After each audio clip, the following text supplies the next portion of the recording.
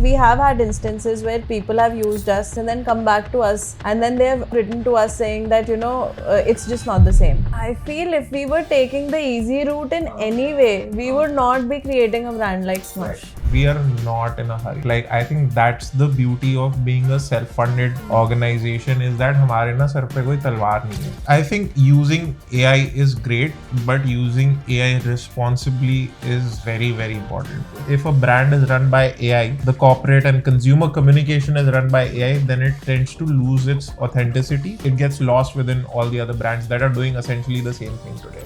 Offline is important for this kind of a brand is so that people really know what they are paying for before they pay for it. Biggest myth about premium personal care in India? That India cannot create high quality products that are, at par with global brands. I think that's a myth.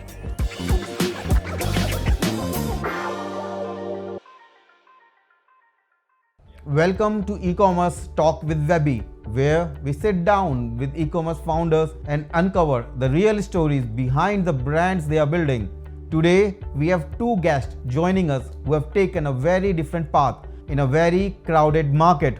One spent a decade building brands across premium eyewear, hospitality, and digital media until she got tired of buying expensive products that promised everything and delivered nothing. The other spent over a decade scaling businesses across Asia and Latin America before coming back home to build something closer to his heart. Together, they decided to build a premium Indian hair and skincare brand that go head to head with the best international names formulated specifically for Indian hair, Indian skin, and the very real problems that come with Indian water and pollution. They are the founders of Smush, a premium, clean, made in India premium care brand. Please welcome Smriti and Sahil to e-commerce Talk with WebBee. So, thank you for being here, coming down to our office in Noida. Before we start, Smriti, you founded this business. Why don't you start with the journey behind it? You start first. Journey behind it, your education. What did you prepare to start this business? My education has begun with that. I have done my graduation from DU in English Literature. Right. Post that, I did my post-graduation in Corporate Communication and PR from Xavier's Institute of Communication in Bombay. After that, I have worked for about 8.5 years across various different brands that you mentioned in different industries. And I actually always had that gut feeling that I'll end up doing something of my own. I just didn't know what for the longest time. And then I happened to do a project about a little over 4 years ago that introduced me to the world of formulations. And I found it very interesting. I was very curious about it. Because up until then, I had only been a consumer. So I had never really thought about behind the scenes, what happens, what's a good formulation, how are they made, what's happening in the Indian market. I found that very intriguing and I kept researching to a point that I started getting in touch with manufacturers out of curiosity, trying to understand what makes a formulation good, what makes it great, and what is happening globally versus what is happening in India. And I discovered that in India, there is a big premium segment when it comes to personal care, but that's largely being dominated by imported products. So while there were some homegrown brands, but not enough, I felt. That's where I saw a big gap and a big opportunity also, because India has very specific water and pollution related issues that manifest, themselves on hair and skin. And something that may be, being formulated in the US or Europe may not be necessarily keeping these things in mind because they don't deal with these kind of resource-based problems. Right. So there was a genuine need or maybe a genuine want in the India market. That's what you said, a gap. Yeah, I felt that there was a gap definitely. And arise because of the brands were not actually solving the pollution related and the water, this sort of like the current solutions we had in the hair and skincare. I feel that there weren't enough brands successfully catering to the needs of the Indian consumer, a consumer who's looking for high quality products. Right. That's what I felt. Great, thank you. And Sahil, why don't you introduce yourself and your journey being in this company here? Okay, so I'm Sahil. I'm also Smriti's husband. So we've been married for about 3.5 years. And I actually studied at Delhi University, did my Bachelor's of Business Studies. I worked for about 13 years before I joined Smush, and I'm very new to the brand. I just joined Smush like 2 months back. And before that, I worked with Unilever for a couple of years and did distribution in rural parts of Uttar Pradesh. So you would find me in parts of UP selling Fair and Lovely and wheel powder and all of those things. So worked there for some time, then spent the last 11 years of my career with a solar energy company, which was a growing startup at that point of time, but I saw that 0 to 100 journey with them. When I joined them, they were very, very small. When I left them, they were market leaders with over $600 million of global revenue. So I got to learn a lot from them. I think learning from ground level and to the leadership level helped me gain a lot of skills, which I felt could be of great help to Smush. At the place that Smush had really reached with product development, with kind of the government validation that we got last year, we felt it was an inflection point and the right time for me to partner with Smriti to grow Smush.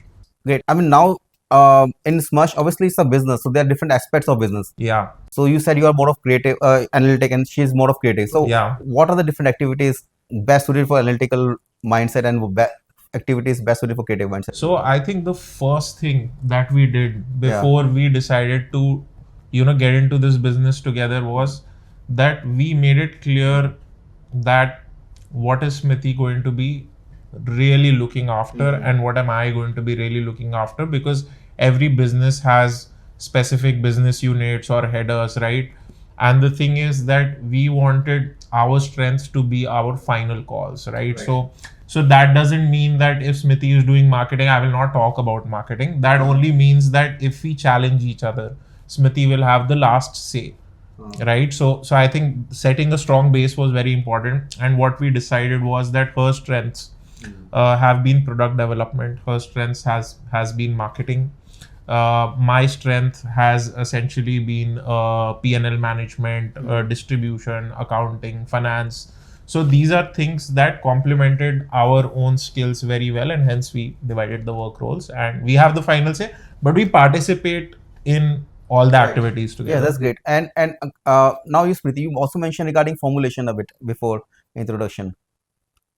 Say something about the formulation, a time you took. I mean, I actually had some side talk earlier, but I just wanted to hear from you for our audience. Before that, I want to mention one thing. Sahil said he's new to Smush because he just joined as a co-founder two months back. Yeah. But Sahil has not been new to Smush. He has seen me build it ground up. Yeah. He has seen Smush happen, like from an idea to actually a physical, product. He has seen everything. He has seen the journey.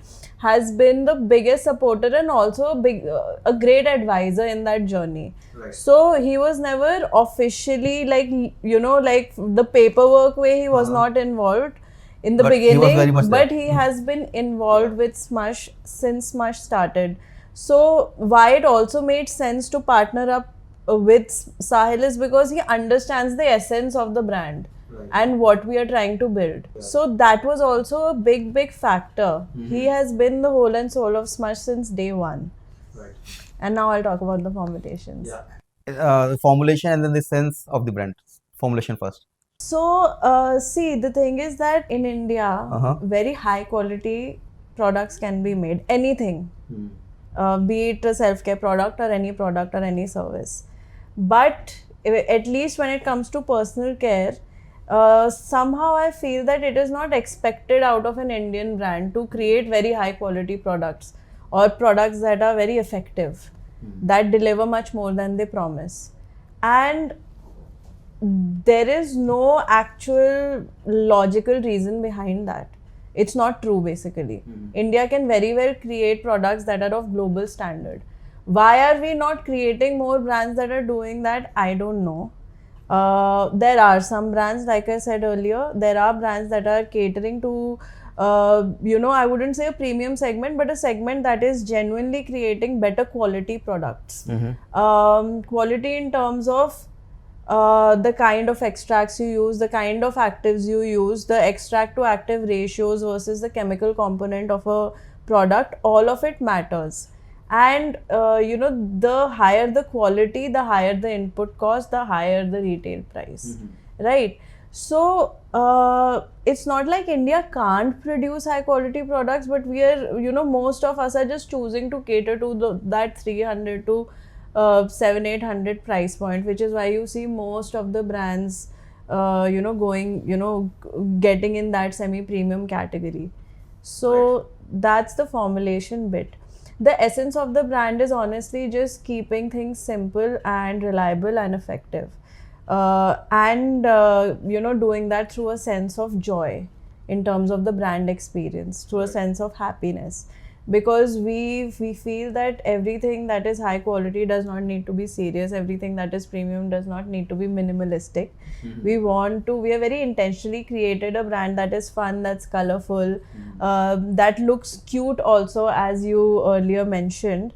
It's because we want to have that, very welcoming, wholesome kind of an equation when it comes to reaching out to newer audiences. Right, and you also mentioned that it took like 8 to 12 months for one formulation to Yeah. So and how do you compare it with other players in the market?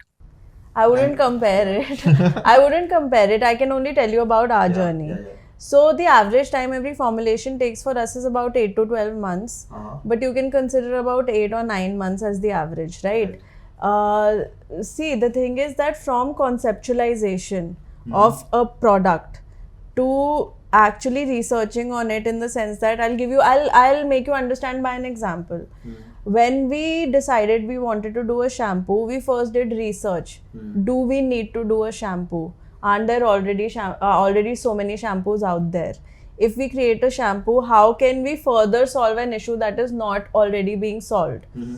And that is when we realized that if you notice, the hair care segment is very subcategorized. There's an anti-dandruff, anti-hair fall, anti-frizz, etc. But most people today are facing more than one issues at the same time, right? So if I'm someone who's facing 2 or more issues, what am I supposed to use and how am I supposed to use it? Because an average person shampoos 2 to 3 times a week, right? So even if I have 3-4 different products, how am I supposed to use it? So we realized that people are facing problems without finding a singular solution to those problems, and we decided to work on a scalp treatment formulation. So we researched, and we also realized that most of our hair health issues that are related to external factors like hard water or pollution can be solved if we start taking care of the health of our scalp. See, hair is a dead cell. It's where the scalp has the roots, is where the hair grows from. So if you balance the scalp environment, most of your hair health issues will start taking care of themselves.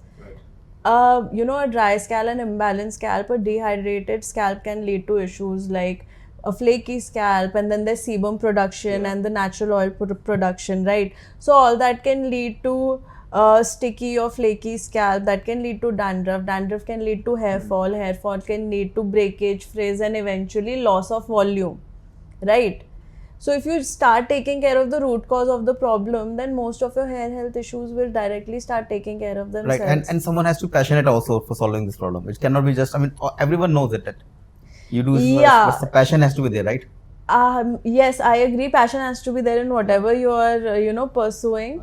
But also the other thing was to also simplify hair care and skincare. So there's also recently, since a while, been a trend of a multiple step hair care or a skincare routine. Now for an average consumer, it's very overwhelming and it's not practical to expect every second person to invest in 7 different products, take out the time to use those 7 different products.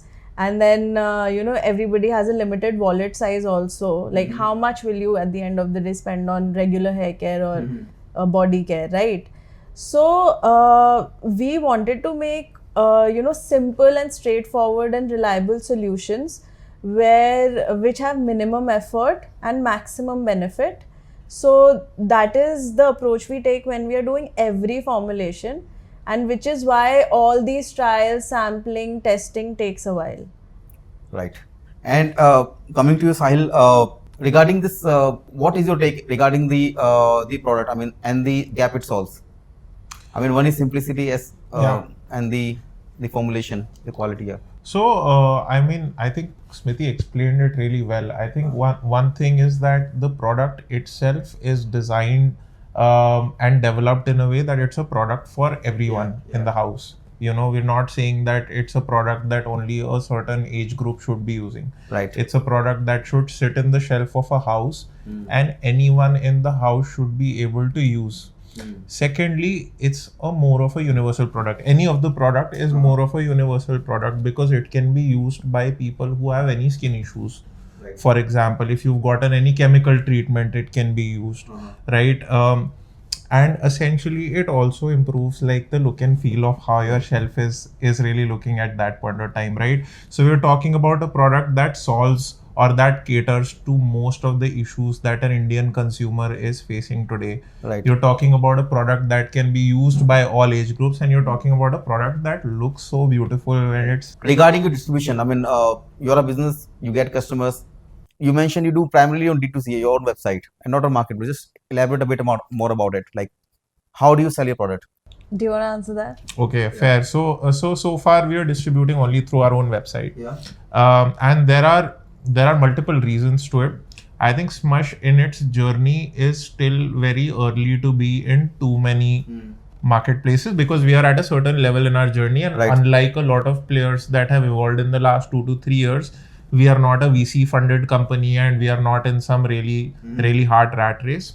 Now, why do we prioritize D2C before e-commerce is what I'll primarily try to answer for you. One thing is that if we sell through our own website, right, we have a better consumer connect. Consumers can resonate more with the brand if they go to a website versus going through an online distribution channel, right? Eventually, whether we want to go to other e-commerce platforms or not, that's a call that we'll take with time. Today, primarily, we are trying to build a close-knit community. We are not trying to sell to everyone in the Indian market. We are trying to sell to people who actually believe in the brand. Right. We are trying to create a community, and that community can happen only when we have the closest exposure to our brand, which can happen through our own website. Tomorrow, we might. Normally people think that start with a marketplace first and then the personal website. What's your view on this? I feel that marketplaces are a great way to distribute faster, right? Now, is that our agenda right now? No, right? If we had the pressure of, oh, we've given you 50 lakh rupees and give us a return in the next 3 months, maybe we would have been forced to explore a lot of e-commerce channels right now and try to leverage distribution. One very important thing to note is that selective distribution is also very, very important for a brand like us. We don't want to be everywhere. Isn't it easy? So you mentioned, is it easy to scale on marketplace, but let's have a personal website first, like a D2C brand website first, rather than direct marketplace. I won't say it's easy to scale on marketplace. It's not easy to scale anywhere. Yeah. But but comparatively is what? I mean, if I had for a new brand, I mean, a marketplace makes discovery easier. Yes. But is it easier to sell? I would question that, because first thing is that a marketplace will take away 20 to 30% of your margins, right? How can I utilize that 20-30% better? I can probably use that same amount or maybe even lesser to market my own website. So why should I not try to at this stage? Again, this is a very stage specific ultimately the answer. cost will go to the consumer. Yeah, ultimately the cost will go to the consumer, and I feel that if we leverage our website better, we'll probably be able to offer a better cost to the consumers than going through a lot of e-commerce channels. And like, how do you get your customers? Is primarily organic? So till now it's all been organic. Till now, because our products are solid, very, very efficient, we have been able to generate all our revenue and our customer base through word of mouth and repeat purchases. That has been the the crux of how the business is still alive. It's like repeat purchases is a big thing. So what feedback do you get from your customers? Because they're repeat customers, so some of the feedbacks you got. Our bestseller is the shampoo. The most amount of feedback that we get for it is that the people cannot switch once they use it. Once they realize what a high quality shampoo investing in the health of your scalp can do for you, they don't easily switch, because like we have had instances where people have used us, then use something else, and then come back to us, and then they have actually written to us saying that it's just not the same. The hair is just not behaving the same way. So these are the kind of things people say, and this is also what we mean, like in terms of the product being solid, but also the kind of relationship you harvest with your consumers is what builds sustainability in the long term, which is what we are working for, which we feel at this stage won't be possible via marketplaces. Right. So one is relationship. I mean, definitely you cannot build the same kind of relationship in marketplace, is it? I mean, at this stage, no. Yeah. Maybe if we have already scaled to a certain point in the future where the brand is relatively known, maybe the marketplace would function differently. Right. But yeah, at this stage, the relationship also, and also it's not very easy to function in marketplaces when you're bootstrapped. Why? Because marketplaces also have their own costs, not just the listing fee, but then the advertising cost. And when you're a relatively new brand, discovery is not as easy as it seems to be, because marketplaces are also very crowded now. Right. Yeah. Yes, definitely fine. And I mean, there are few marketplaces also. Which marketplace to go first? I feel if we were taking the easy route in any way, we would not be creating a brand like Smush. Right. Yeah, and I would say what is right is more important, right? Like for the brand that we are creating right now, just having a close connect with the consumer is very important. And again, we are not in a hurry, right? Like I think that's the beauty of being a self-funded organization, is that हमारे ना sir पे कोई तलवार नहीं है. So I think what are that's the a- activities you say are brand building sort of activities? Like, I mean, what is brand building for you? क्या करते हो brand building के लिए? See, firstly, I think any brand is built eventually when your product is solid and can consistently deliver, right? Because people will keep buying from you if your product is consistently delivering, and that translates into the impression a consumer has of your brand, which is brand building. That is also brand building. The other is how in touch are you with your consumers. We are at a scale right now, and because we are only directly selling through our website, we are in touch with our consumers. They can reach out to us. We understand their problem statements. We understand, like, even the smallest thing that the delivery is on this day, I probably won't be here. Can you like hold the stock till then and then get it delivered the next day? Like every touch point, if we are there, like actively there, then people feel more of a personal connect to that brand. People, our community feels like when we grow, it feels like a personal win to them. So these are the things that, yes, the look and feel matters, but eventually how you make a person feel matters a lot. Right. And with that, if you have a great product, then it's like, all touch points covered, and that is how people, keep coming back to you. They are very invested in you, not just with respect to the product, but generally your growth, your upcoming products, and, they are very active in giving suggestions also. So brand building is, I think, to simply put, is staying very in touch with your consumer base and listening to your customers. And when you say listening to the customer, what do you do to listen to the customer? Is it like checking emails, like what? See, you can listen to your customers in various different ways. Right. They comment you, they DM you, they email you on your support. They sometimes message you, because we are personally connected to a lot of our customers. That's also because whenever we are doing a new product development, we rope in some of our regular customers to do the testing for us along with us, to get real-time market feedback also. Right. Because we don't want to launch something that is not as good as they are hoping for it to be, right? So there are various customer touch points. So yeah, staying in touch with them and actually having meaningful conversations instead of automated messages, I would say. That's one way we stay in touch with our customers.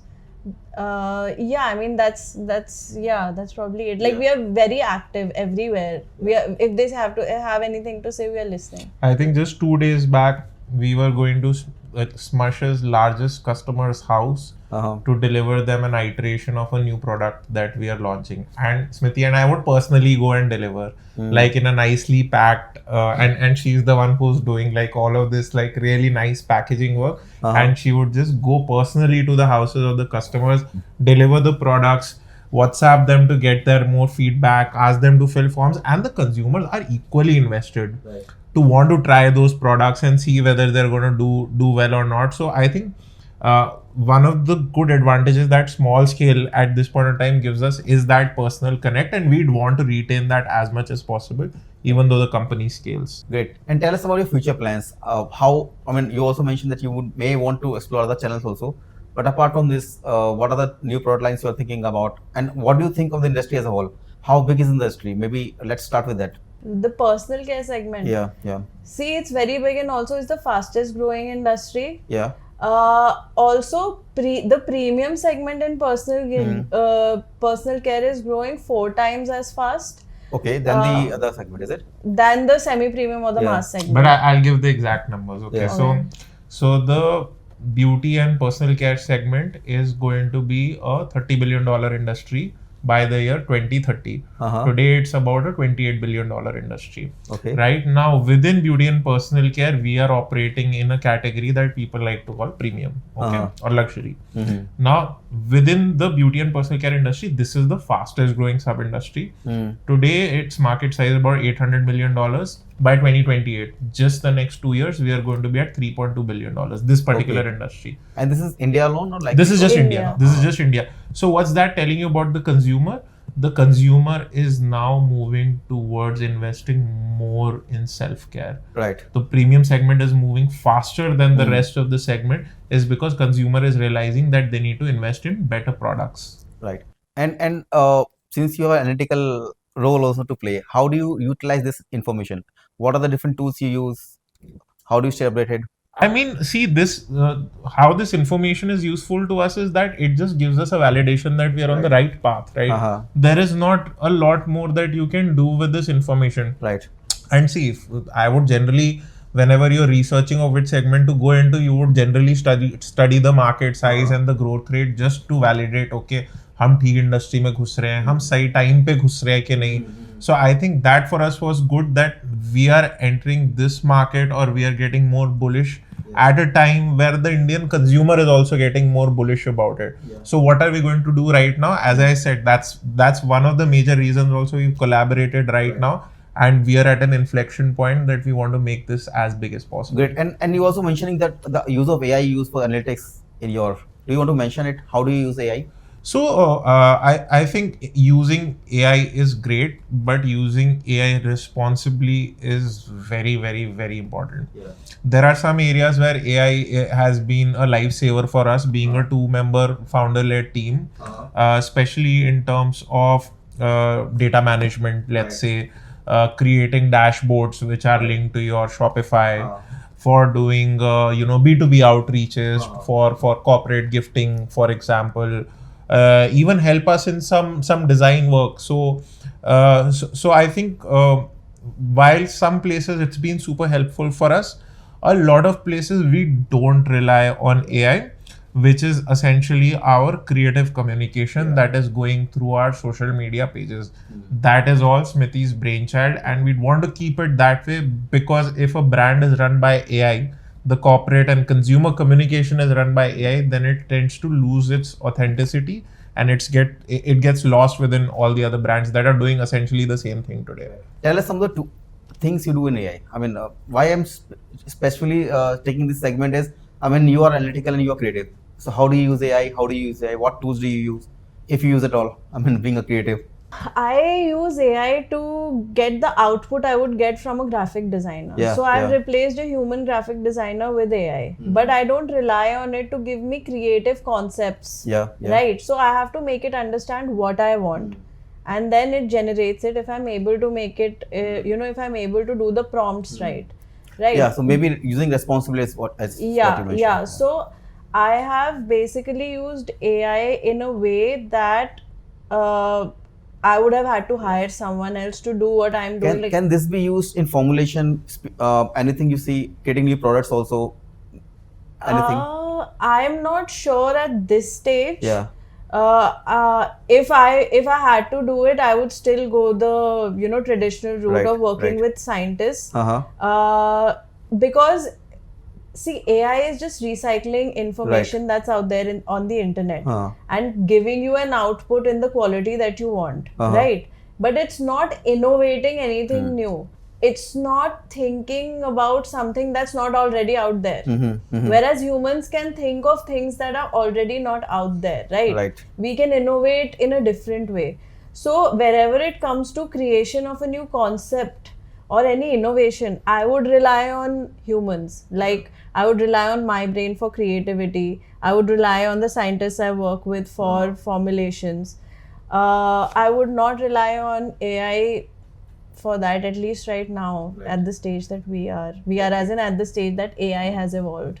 And with all, now coming back to the industry again, what are your future plans in terms of scaling this brand? So, a founder always has a plan A and a plan B, is what I have understood in the last few months. So, we have a plan A, we have a plan B.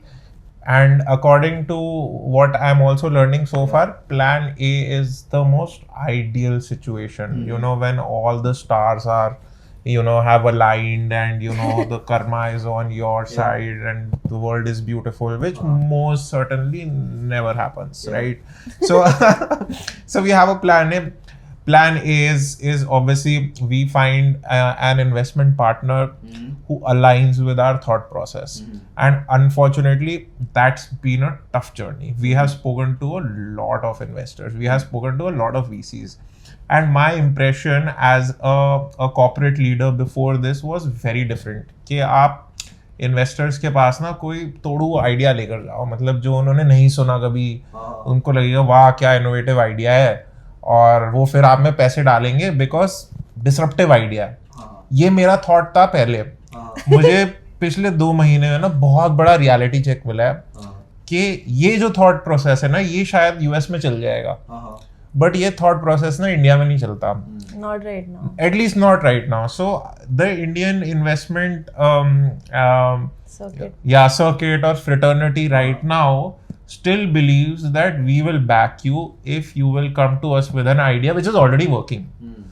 अगर मेरे को पता है कि XYZ brand ने ये GTM strategy use करके इतने पैसे उठाकर 0 to 100 कर लिया, ये लो पैसे, 20% स्टेक दे दो, प्री सीड में फंड करेंगे और सीरीज ए में भी फंड करेंगे, वो सब obviously. But the thing is, if you are coming out as innovators or possible disruptors, we are at this stage where everyone would say कि नहीं जी हमें, we don't want to take this bet with you because it's a wild idea, right? So our plan is obviously to go with a wild idea, and without giving too much out to it, our wild idea is to take this brand offline. And the reason for that is that we believe that experiences that we are trying to create are very sensory. The packaging and the bloom that comes with the product and the formulation is best justified by touch and feel. वो online नहीं हो सकता, beyond the point.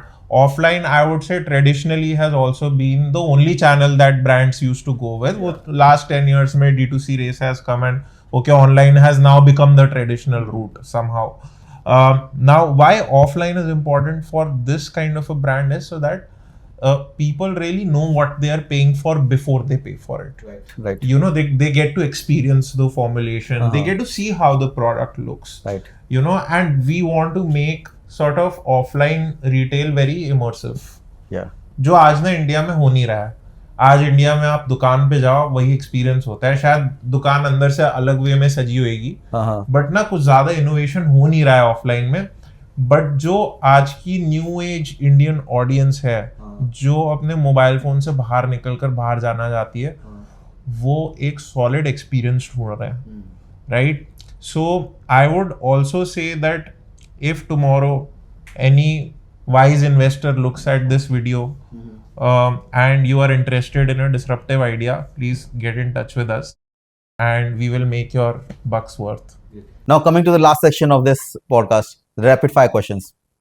I'll ask you with you, Smriti, first. one foreign haircare brand that you generally respect and why? If you want to mention, yeah. There's a brand called Gizu.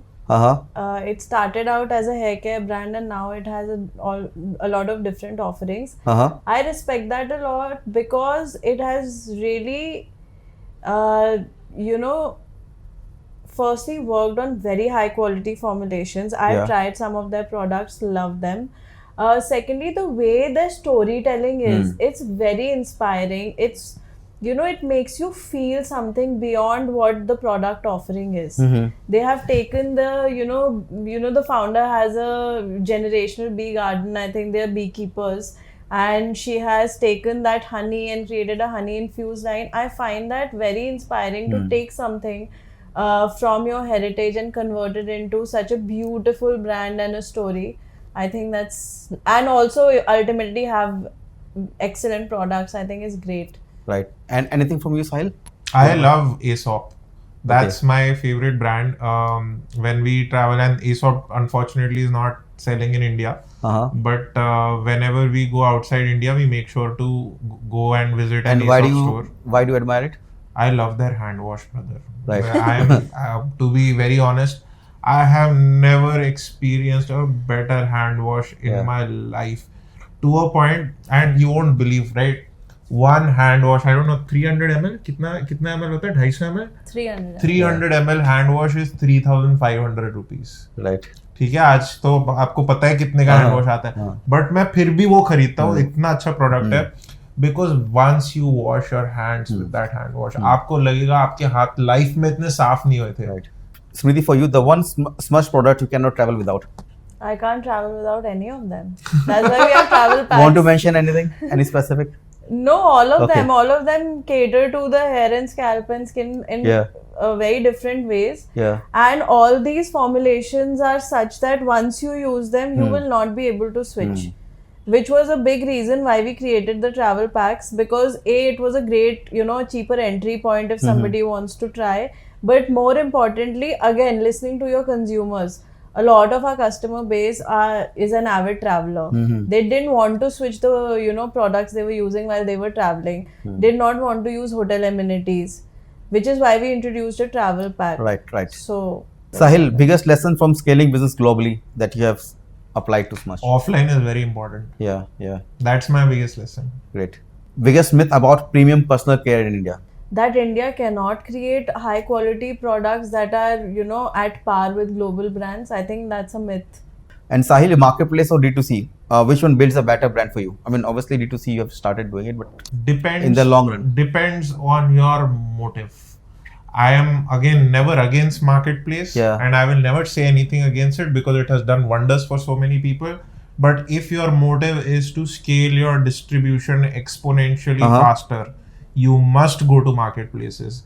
If your aim is to create better connect with your consumers, then you start with D2C and make sure that D2C is your primary revenue driver.